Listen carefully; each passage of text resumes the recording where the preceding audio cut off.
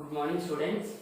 My name is Munna Surendra Singh, Akshara Polytechnic College. Today class physics first lesson heat. Already హీట్లోని ఇంతకు ముందు చెప్పుకున్నాం. దాన్ని next continuous class ఇప్పుడు చెప్తున్నాను చూడండి. అబ్సల్యూట్ టెంపరేచర్కి కైనెటిక్ ఎనర్జీకి ఉండే రిలేషన్, పరమ ఉష్ణోగ్రతకి గతిజ శక్తికి మధ్య ఉండే సంబంధం ఏమిటి, ఈ రెండింటికి మధ్య రిలేషన్ ఏమిటి చూడండి. మనకు ఆల్రెడీ మీకు యాక్టివిటీలో ఉంటుంది.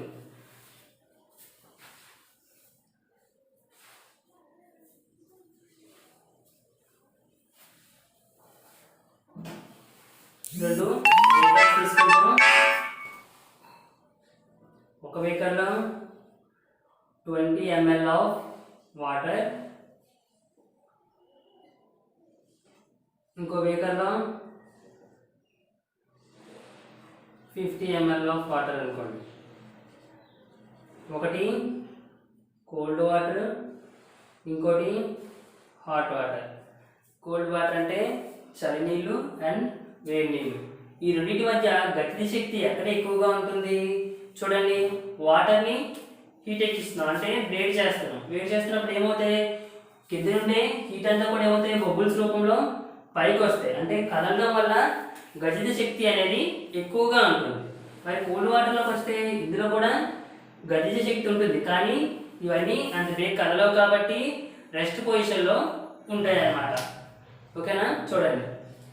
ఒక బేకర్లో కోల్డ్ వాటర్, ఇంకో బేకర్లో హాట్ వాటర్, చల్ల నీళ్ళు, ఇంకో దాంట్లో వేడి నీళ్ళు తీసుకున్నాం. వేడి నీళ్ళలో ఉండే మాలిక్యూల్స్ అన్నీ కూడా ఏమవుతాయి, చిన్న చిన్న పార్టికల్స్ హీట్ అవుతున్న కొద్దీ అవన్నీ మనకి పైకి వస్తాయి. ఇందుకీ గతిజ శక్తి అంటే ఏంటంటే ఏవైతే మోషన్లో ఉన్నాయో, ఏవైతే కదులుతూ ఉన్నాయో అప్పుడు ఉండే శక్తిని ఏమంటాం, గతిజ శక్తి అంటాము. ఓకేనా. ఇక్కడ చూడండి, ఇక్కడైతే కదిలితే కానీ కొంత మనకు కనబడవు అనమాట. మరి హాట్ వాటర్లోకి వస్తే బాగా ఎక్కువగా కదులుతూ ఉంటాయి, ఎందుకంటే మనం హీట్ ఎక్కువగా సప్లై చేస్తాం కాబట్టి ఎక్కువ కనబడుతూ ఉంటాయి. అందుకు ఈ హాట్ వాటర్లో గతిజ శక్తి అనేది ఎక్కువగా ఉంటుంది కోల్డ్ వాటర్తో కంపేర్ చేసుకుంటే. చూడండి, ఎక్కడైతే గతిజ శక్తి ఎక్కువగా ఉంటుందో అక్కడ టెంపరేచర్ కూడా ఎక్కువగా ఉంటుంది. చూడండి, సపోజ్ ఇది కోల్డ్ వాటర్ అన్నాను 28 degrees Celsius, ఇది హాట్ వాటర్ అన్నాను 90 degrees Celsius అవ్వచ్చు కదా. ఎందుకు చూడండి, ఇక్కడ ఉండే టెంపరేచర్ తాలూకా వాల్యూ చూడండి 90 ఉండడం వల్ల ఇక్కడ కైనెటిక్ ఎనర్జీ ఏమైంది, ఎక్కువగా ఉంది. హీట్ ఎక్కువ సప్లై చేస్తాం కాబట్టి ఎక్కువ టెంపరేచర్ అనేది ఉంది. ఇక్కడ ఎలాంటి హీట్ సప్లై చేయట్లేదు కాబట్టి తక్కువ టెంపరేచర్ ఉంది. చూడండి, ఈ రెండింటికి మధ్య ఉండే రిలేషన్ ఏంటంటే absolute temperature is directly proportional to the kinetic energy. Absolute temperature ఏమవుతుంది, కైనెటిక్ ఎనర్జీకి డైరెక్ట్లీ ప్రొపోర్షనల్గా ఉంటుంది. అబ్సల్యూట్ టెంపరేచర్ ఇంక్రీజెస్ చేస్తున్నప్పుడు ఏమవుతుంది, కైనెటిక్ ఎనర్జీ కూడా ఇంక్రీజెస్ అవుతుంది. చూడండి, పరమ ఉష్ణోగ్రతను పెంచుతున్న కొద్దీ గతిజ శక్తి కూడా పెరుగుతూ ఉంటుంది. చూడండి, ఇక్కడ ఉష్ణోగ్రతను పెంచుతున్నాం కదా, దీంట్లో ఉండే మాలిక్యూల్స్ కూడా ఏమవుతున్నాయి, ఫాస్ట్గా పైకి వెళ్ళిపోతున్నాయి. అంటే గతిజ శక్తి కూడా పెరుగుతుంది. నోట్ చేసుకోండి, absolute temperature is directly proportional to the kinetic energy. పరమ ఉష్ణోగ్రత గతిజ శక్తి పెరుగుతున్న కొద్దీ, పరమ ఉష్ణోగ్రత పెరుగుతున్న కొద్దీ గతిజ శక్తి కూడా పెరుగుతూ ఉంటుంది. ఓకేనా. నోట్ చేసుకోండి, పరమ ఉష్ణోగ్రత పెరుగుతున్న కొద్దీ గతిజ శక్తి కూడా పెరుగుతుంది. నోట్ చేసుకుంటే కామెంట్ బాక్స్లో ఎస్ టైప్ చేయండి, అరేంజ్ చేసేస్తాం.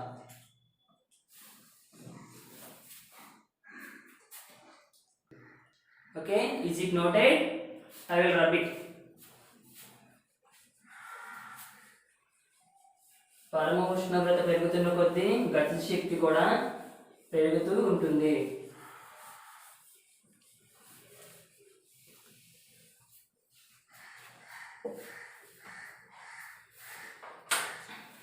నెక్స్ట్ చూడండి, స్పెసిఫిక్ హీట్. స్పెసిఫిక్ హీట్ అంటే విశిష్టోష్ణం. ఓకేనా.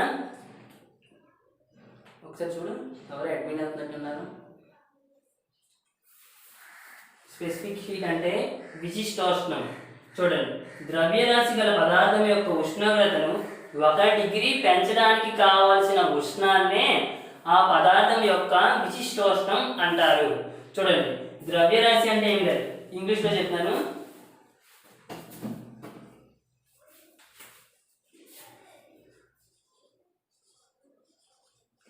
The amount of heat is required to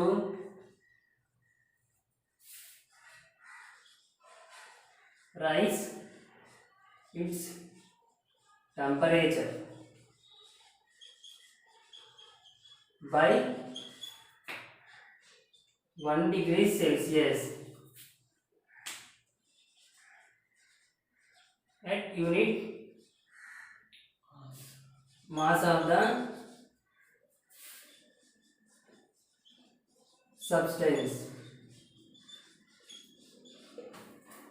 చూడండి, తెలుగులో ద్రవ్యరాశి గల పదార్థం యొక్క ఉష్ణోగ్రత ఎంత పెరగాలంట?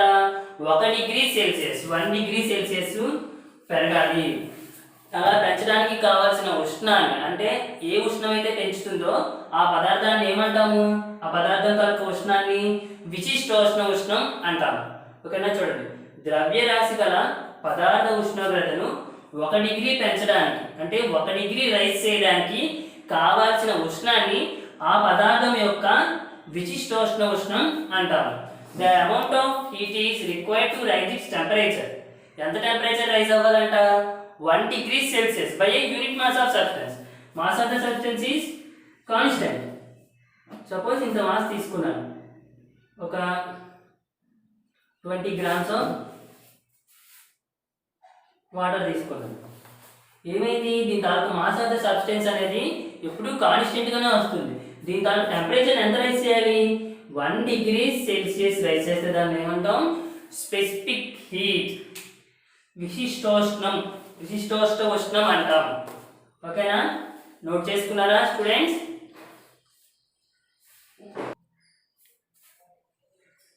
Q is directly proportional to the M. అంటే amount of heat is directly proportional to their masses. ఉష్ణం పెంచుతున్న కొద్దీ, మాస్ పెంచుతున్న కొద్దీ ఏమవుతుంది? ఉష్ణం కూడా పెరుగుతుంది. ముందే యాక్టివిటీలో చూసాం. ఒక దాంట్లో 20 grams తీసుకున్నాం, ఇంకో దాంట్లో 50 grams తీసుకున్నాం. మాస్ ఆఫ్ ద సబ్స్టెన్స్ ఏది ఎక్కువ? ఈ 50 grams ఉన్న బేకర్లో ఉన్న 50 grams చాలా ఎక్కువ. దీనికి చూడండి, అమౌంట్ ఆఫ్ హీట్ దేనికి ఎక్కువ ఇవ్వాలి? ఎక్కువ మాస్ ఆఫ్ ద సబ్స్టెన్స్కి ఇవ్వాలి. తక్కువ మాస్కి ఇచ్చినా బేగా ఎవాపరేట్ అయిపోతుంది. ఎక్కువ మాస్కి ఎక్కువ హీట్ అనేది మనం సప్లై చేయాలి. అందుకే చూడండి, ఉష్ణము ద్రవ్యరాశి పెరుగుతున్న కొద్దీ ఉష్ణం కూడా పెరుగుతూ ఉంటుంది. మాస్ ఇంక్రీజెస్ అవుతున్న కొద్దీ హీట్ కూడా ఇంక్రీజెస్ అవుతుంది. ఓకేనా? మనం ఫస్ట్లో ఒక పాయింట్ చెప్పుకున్నాం, ఎక్కడైతే హీట్ పెరుగుతుందో అక్కడ ఏం పెరుగుతుందని చెప్పాను? టెంపరేచర్ కూడా పెరుగుతుంది అని చెప్పాను. ఎక్కడ? హీట్ డెఫినిషన్ చెప్పినప్పుడు heat is a form of energy, heat increases the temperature. ఉష్ణం అనేది దేన్ని ఇంక్రీజెస్ చేస్తుంది? టెంపరేచర్ని ఇంక్రీజెస్ చేస్తుంది. ఇప్పుడు ఈ రెండింటికి హీట్ సప్లై చేసాం అనుకోండి, దీని తర్వాత టెంపరేచర్ ఏమవుతుంది? పెరుగుతూ ఉంటుంది.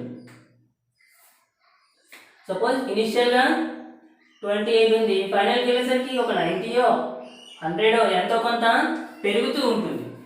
చూడండి, ఉష్ణం పెంచుతున్న కొద్దీ ఉష్ణోగ్రత పెరుగుతూ ఉంటుంది. Amount of heat is directly proportional to the absolute temperature. Q is directly proportional to the rate of the masses. చూడండి, Q పెరుగుతున్న కొద్దీ M పెరుగుతుంది, Q పెరుగుతున్న కొద్దీ డెల్టా T పెరుగుతుంది. మాస్ పెరుగుతున్న కొద్దీ హీట్ పెరుగుతుంది, హీట్ పెరుగుతున్న కొద్దీ టెంపరేచర్ పెరుగుతుంది. ఇప్పుడు ఈ రెండింటి మధ్య రిలేషన్ రాసుకుందాం. Q ప్రపోర్షనల్ టు ద, చూడండి, M డెల్టా T రాసుకున్నారా?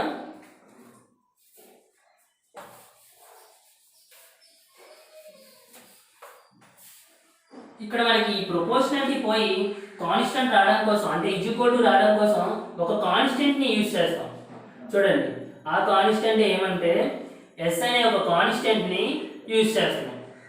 ఎందుకు? ఈ ప్రపోర్షనాలిటీ సింబల్ పోయి ఈక్వల్ టు రావడానికి ఒక పారామీటర్, ఒక కాన్స్టెంట్ని యూజ్ చేస్తున్నాం. ఓకేనా. చూడండి ఈ ఎస్ని ఏమంటామంటే స్పెసిఫిక్ హీట్. ఓకేనా, ఎస్ని ఏమంటాం స్పెసిఫిక్ హీట్. ఓకేనా, క్యూ అంటే హీట్,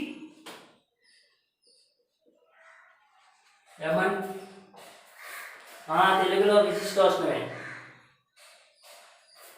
తెలుగులో విశిష్టోష్ణం.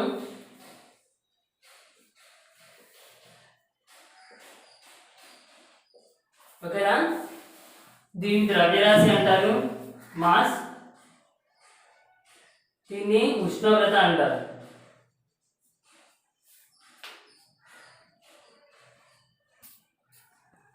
ఓకేనా, ఉష్ణోగ్రత అంటే టెంపరేచర్. ఓకేనా, నోట్ చేసుకున్నారా. Q = ms ΔT. Q అంటే హీట్, ఉష్ణం.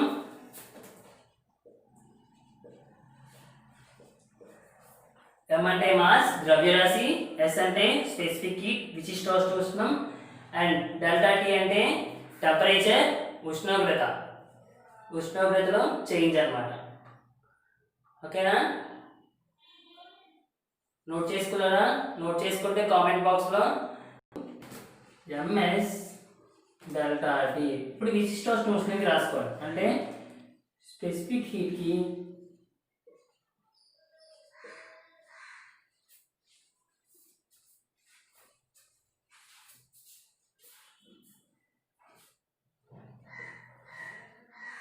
ఉష్ణానికి ఫార్ములా రాసుకోండి. అంటే ఏంటి, విశిష్టోష్ణం అంటే ఎస్ కావాలి మనకి. ఎస్ కావాలి కాబట్టి ఇక్కడ ఉండే ఎంని ΔTని యువతలు తీసుకొని వచ్చేయండి. ఇటుపక్క ఏమయ్యాయి, ఇవన్నీ మల్టిప్లికేషన్లో ఉన్నాయి. మల్టిప్లికేషన్లో ఉన్నప్పుడు ఈ రెండు యువతలకు వస్తే ఏమవుతున్నాయి, బై అవుతున్నాయి. ఇటుపక్క మల్టిప్లికేషన్ ఉన్నది, ఇటుపక్క వస్తే డివిజన్ అవుతున్నాయి. చూడండి, S = Q అలానే ఉంటుంది. దానికి డివిజన్ ఏంటి అవుతున్నాయి, M ΔT.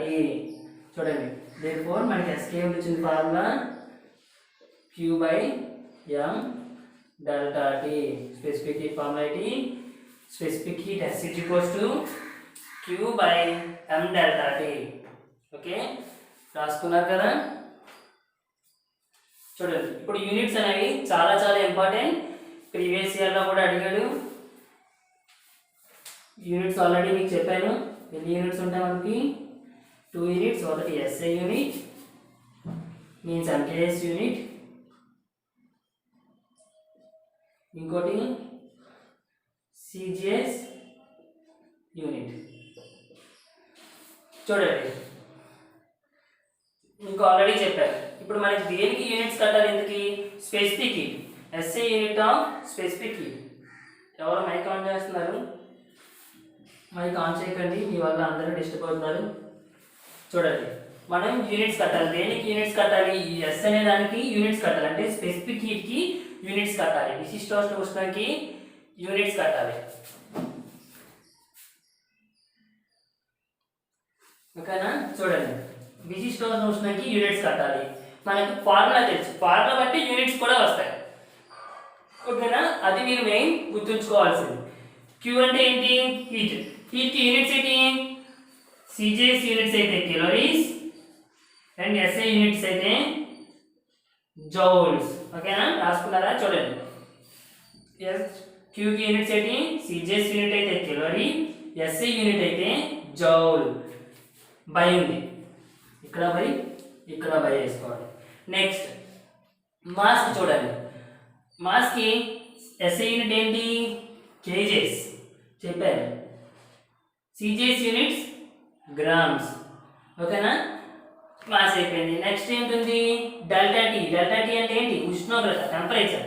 టెంపరేచర్కి యూనిట్స్ ఏంటి, SI units kelvin. Absolute temperature దేంతో మెజర్ చేస్తాం, కెల్విన్ స్కేల్తో మెజర్ చేస్తామని చెప్పారు. పరమ ఉష్ణోగ్రతను దేంతో మెజర్ చేస్తాం, కెల్విన్ స్కేల్తో మెజర్ చేస్తాము. మరి CGS యూనిట్ ఏంటి, డిగ్రీస్ సెల్సియస్. ఇది కూడా చెప్పారు. therefore స్పెసిఫిక్ యూనిట్స్ ఏంటయ్యాయి, చూడండి, SI unit of specific heat అడిగితే జౌల్ పర్ కేజీ కెల్విన్. మరి CGS యూనిట్ అయితే calorie per gram degrees Celsius. ఓకేనా, చూడండి, SI unit joule per kg Kelvin and CGS units calorie per gram degrees Celsius. ఓకేనా, note చేసుకోండి జాగ్రత్తగా. ఇది కూడా ప్రీవియస్ ఇయర్లో చాలాసార్లు అడిగారు. 1 calorie gram degree Celsius is equals to 4.2 into 10 to the power of 3 joule per kg Kelvin. చూడండి, 1 calorie is equals to 1 calorie per gram degree Celsius is equals to 4.2 into 10 to the power of 3 joule per kg Kelvin. చూడండి, what is the heat energy required to raise it 20 kgs of water. అంటే 20 kgల వాటర్ని తీసుకున్నట్టయితే దాని తాలూకు temperature ఎంత నుంచి ఎంత rice చేయమన్నాడు, 25 to 75కి రైస్ చేయమన్నాడు. రైస్ చేస్తే దాని తాలూకా హీట్ ఎంత అప్లై చేసినట్టుగా మనం క్యాల్కులేట్ చేయాలి. ఓకేనా, చూడండి, 20 kgల ద్రవ్యరాశి బరువు ఉన్న నీటిని తాలూకు ఉష్ణోగ్రత అంటే చూడండి 20 kgల వాటర్ని నీటిని తీసుకుంటే దాని తాలూకా ఉష్ణోగ్రత ఎంత నుంచి 25 నుంచి 75కు మార్చడానికి కావలసిన ఉష్ణాన్ని కనుగొనండి. ఓకేనా, రాసుకున్నారా క్వశ్చన్ జాగ్రత్తగా? చూడండి, ముందు మనకి క్వశ్చన్లో ఇచ్చింది జాగ్రత్తగా రాసుకోవాలి. సొల్యూషన్ చూడండి, మీకు క్వశ్చన్లోని చూడండి కేజీస్ అంటే ఏంటి, మాస్ ఎక్కడ ఇచ్చాడు, మాస్ ద్రవ్యరాశి అని చెప్పాడు. ఓకేనా,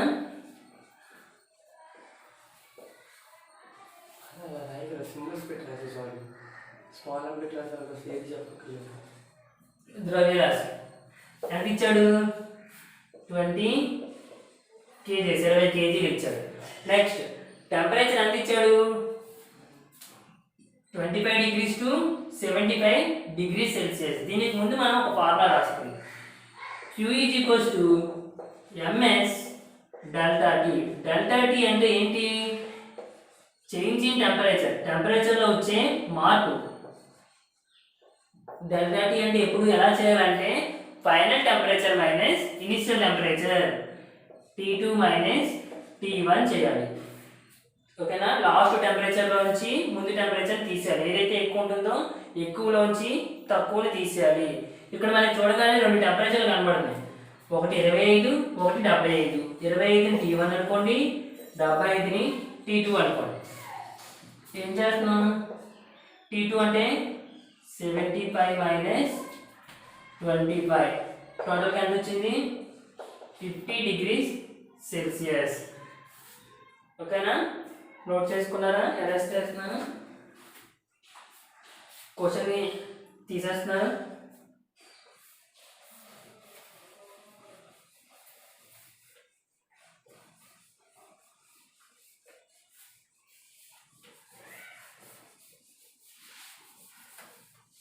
చూడండి, టెంపరేచర్ కూడా కట్టేసాం.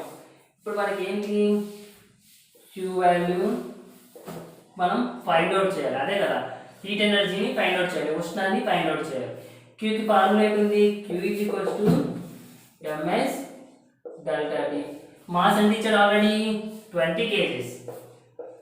స్పెసిఫిక్ హీట్ ఆఫ్ వాటర్ ఎంత అంటే 1. ఇది మీకు టేబుల్ ఉంటుంది, టేబుల్లో జాగ్రత్తగా చదవాలి. స్పెసిఫిక్ హీట్ ఆఫ్ వాటర్ ఎంత 1. నెక్స్ట్ టెంపరేచర్ ఎంత ఉంది 50. టోటల్గా క్యాల్కులేట్ చేయండి. 0 0 5 2 10 క్యాలరీస్. మొత్తం ఎంత వచ్చింది 1000 క్యాలరీస్. చూడండి, మాస్ 20 ఉంది, స్పెసిఫిక్ హీట్ ఆఫ్ వాటర్ తాలూకా విశిష్టోష్ణ ఉష్ణం 1, టెంపరేచర్ ఎంత ఉంది 50 డిగ్రీల సెల్సియస్. ఓకేనా, చూడండి 2 5 10, 2 5 10, ఇక్కడ ఒక 0, ఇక్కడ ఒక 0, మొత్తం 2 0. సౌండ్ రావట్లేదా? కొంచెం మీరు ఇప్పుడే యాడ్ అయినట్టుగా ఉన్నారు, కొంచెం చెక్ చేసుకోండి. నెట్ సిగ్నల్ చూసుకోండి. వాయిస్ వినబడట్లేదా? ఒకసారి మీరు నెట్ చూసుకోండి. KG is equals to 1000 grams.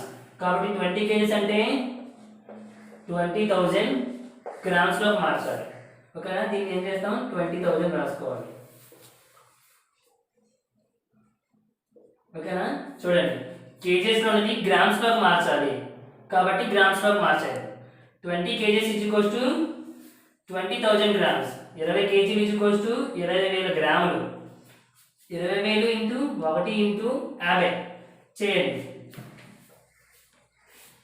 5 2s 10. ఓకేనా? 5 2s 10 వేసాను. 1 2 3 4 5 5 zeros. 1 2 3 4 5 టోటల్గా 10 lakhs calories వచ్చింది. ఓకేనా? అర్థమైందా? స్మాల్ విషయం. కేజెస్లో అంటే చేశాను, తప్పు చేశాను. కేజెస్ నుంచి గ్రామ్స్లోకి మార్చుకొని చేయాలి. ఎందుకంటే రిమైనింగ్ యూనిట్స్ అన్ని కూడా క్యాలరీస్లో ఉన్నాయి, అంటే ఎస్ఐ యూనిట్స్లో ఉన్నాయి. కాబట్టి ఇది కూడా ఎస్ఐ యూనిట్లోకి కన్వర్ట్ చేయాలి. సిజిఎస్ స్పెసిఫిక్ హీట్ ఆఫ్ వాటర్ని ఎక్కువగా మీ అకాడమిక్స్ బుక్లో కూడా అడుగుతూ ఉంటాడు. చూడండి, వాటర్ తాలూకా స్పెసిఫిక్ హీట్ ఎంత, 1 calorie per gram degree celsius. అదనేది సిజిఎస్ యూనిట్ అనమాట. ఓకేనా? ఇంకోటి ఎస్ఐ యూనిట్ ఏంటి, 4.2 into 10⁻³ joule per kg kelvin. 4.3 అని ఇవ్వచ్చు ఒకసారి, లేదంటే 42,000 జౌల్ per కేజీ కెల్విన్, ఇలాగైనా ఇవ్వచ్చు. ఓకేనా? నోట్ చేసుకోండి ఫస్ట్. మెథడ్ ఆఫ్ మిక్సర్స్, మిశ్రమాల పద్ధతి. వివిధ ఉష్ణోగ్రతల వద్ద 2 లేదా అంతకంటే ఎక్కువ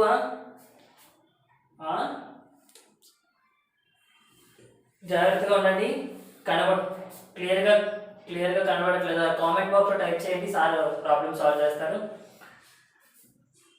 ఓకేనా? వివిధ ఉష్ణోగ్రతల వద్ద ఉన్న 2 లేదా అంతకంటే ఎక్కువ వస్తువును ఉష్ణీయ స్పర్శలో ఉంచితే, చూడండి, 2 or more సబ్స్టెన్స్ని థర్మల్ కాంటాక్ట్ చేస్తే, అంటే థర్మల్ కాంటాక్ట్లో పెట్టుకున్నట్టయితే, చూడండి, ఏదైతే వేడి వస్తువు ఉందో చూడండి, ఉష్ణీయ స్పర్శలో ఉంచితే అంటే థర్మల్ కాంటాక్ట్. ఉష్ణ స్తమత స్థితిని సాధించే వరకు వేడి వస్తువు కోల్పోయిన ఉష్ణం చల్ల వస్తువు గ్రహించిన ఉష్ణానికి సమానం అవుతుంది. అంటే చూడండి, ఒక 2 బాటిల్ తీసుకుందాం. ఒకటి హాట్ బాడీ, ఇంకోటి కోల్డ్ బాడీ. రెండింటిని థర్మల్ కాంటాక్ట్ అంటే రెండింటిని ఒకే దగ్గరగా పెట్టుకున్నట్టయితే ఏమవుతుంది, ఈ హాట్ బాడీ ఎంత ఉష్ణాన్ని కోల్పోతుందో ఆ ఉష్ణాన్ని ఏం గ్రహిస్తుంది, కోల్డ్ బాడీ గ్రహిస్తుంది. ఇది ఎంతైతే లాస్ అవుతున్నాడో వాడు అంత గెయిన్ అవుతాడు అనమాట. అదే ఇక్కడ రాసాం. చూడండి, వేడి వస్తువు కోల్పోయిన ఉష్ణం అంటే వేడి వస్తువు హీట్ని లాస్ అయ్యింది, ఉష్ణంని కోల్పోయింది. చూడండి, నెక్స్ట్ ఉష్ణాన్ని కోల్పోయింది. చల్ల వస్తువు గ్రహించిన ఉష్ణానికి సమానం. కూల్డ్ బాడీ గెయిన్ అయిన హీట్కి ఈక్వల్. ఓకేనా?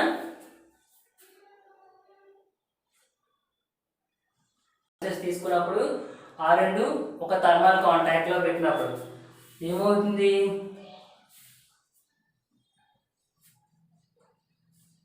Hot body losses heat is equals to the heat gained by the cold body. చూడండి, హాట్ బాడీ తర్వాత హీట్ లాస్ అయిపోతే అది ఏం గెయిన్ చేస్తుంది, కోల్డ్ బాడీ గెయిన్ చేస్తుంది. ఎంతైతే హాట్ బాడీ హీట్ లాస్ అవుతుందో అంతే హీట్ కోల్డ్ బాడీ కూడా గెయిన్ చేస్తుంది. ఓకే, దీని తర్వాత ఫార్ములాని ఇద్దరు కలిపి రాసుకోండి.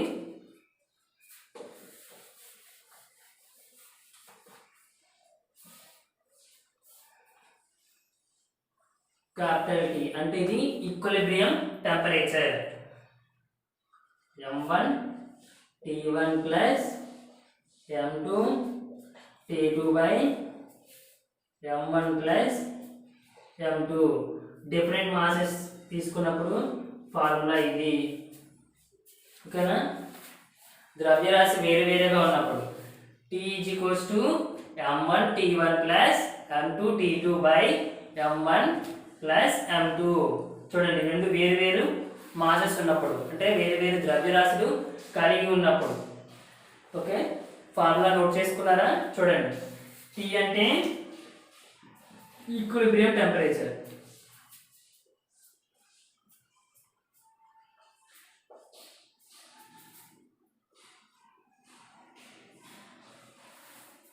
ఓకేనా?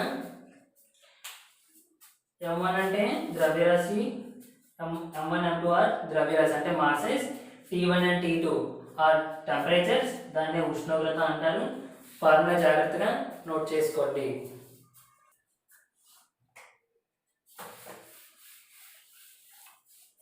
చూడండి, మనకు ఉన్న formula capital T is equals to m1 T1 plus m2 T2 by m1 plus m2.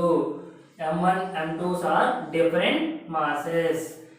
ఒకవేళ సేమ్ మాసెస్ అయింది అనుకోండి, చూడండి m1 m2 అనేవి సేమ్ మాసెస్, మొత్తం రెండు ఈక్వల్ అమౌంట్ ఆఫ్ మాసెస్ తీసుకున్నాం అనుకోండి. ఈక్వల్ అమౌంట్ ఆఫ్ ద్రవ్యరాశి అంటే రెండింటి తాలూకు ద్రవ్యరాశి సమానంగా తీసుకున్నప్పుడు ఏమవుతుంది? P is equals to MT1 MT2 M plus M. చూడండి, పైన M కామన్ తీయండి, బ్రాకెట్లో T1 ప్లస్ T2, కింద M ప్లస్ M అంటే ఏమవుతుంది? 2M. ఇక్కడ M కి క్యాన్సిలేషన్ చేయండి, ఏముంది? T1 plus T2 by 2. Therefore T is equals to T1 plus T2 by 2. Okay, ఈ ఫార్ములా నోట్ చేసుకోండి. ఈ ఫార్ములా మీకు ఎక్కడ యూజ్ అవుతుందంటే, నేను చిన్న చిన్న ఎగ్జాంపుల్ ఇస్తాను, చూడండి. ముందు ఈ ఫార్ములా జాగ్రత్తగా నోట్ చేసుకోండి.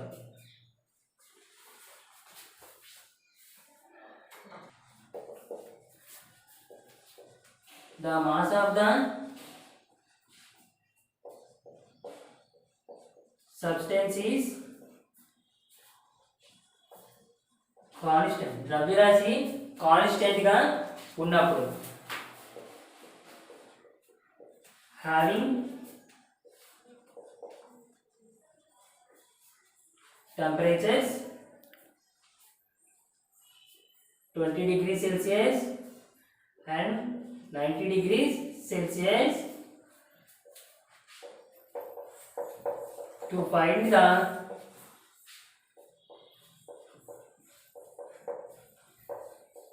equilibrium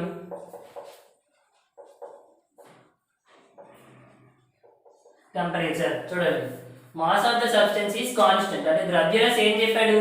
ద్రవ్యరాశి అనేది సమానంగా ఉన్నప్పుడు దాని తాలూకా ఉష్ణోగ్రతలు ఏం చెప్పాడు? ఉష్ణోగ్రతలు ఒకటి 20 డిగ్రీల సెల్సియస్, ఇంకోటి 90 డిగ్రీల సెల్సియస్.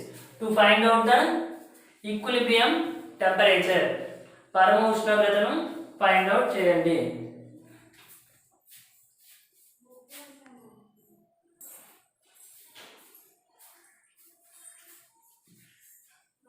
చూడండి, అక్కడ mass of the substance constant అన్నాడు. ఓకే, మన అక్కడ ఫార్ములా ఆల్రెడీ ఉంది. చూడండి, capital P is equals to T1 plus T2 by 2. Mass constant అయినప్పుడే కదా ఈ ఫార్ములా చెప్పాను. T1 కి ఎంత టెంపరేచర్ ఉంది? 20 డిగ్రీలు ప్లస్ T2 కి 90 డిగ్రీస్ బై 2 అంటే టోటల్ 110 బై 2 అంటే 55. ఓకేనా? టెంపరేచర్ ఎంత వచ్చింది? 55 డిగ్రీస్ సెల్సియస్. డిగ్రీ సెల్సియస్ని మెన్షన్ చేయాలి. ఓకేనా? దీన్ని ఏమంటాం? Thermal equilibrium temperature. Okay,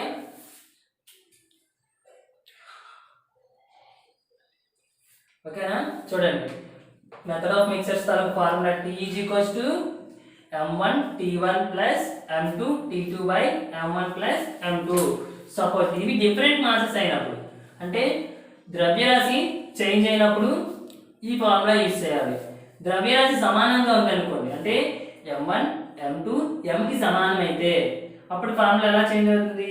T is equals to mt1 plus mt2 by m plus m. ఈ రెండిట్లోంచి m కామన్ తీయాలి. కామన్ తీసాం, t1 plus t2 by m plus m 2m. m కి cancel, t1 plus t2 by 2. therefore capital T is equals to t1 plus t2 by 2. Okay, ఈ problem అయిపోయింది. దీని మీద ఒక some చెప్తాను, ఇంకోటి రాసుకోండి.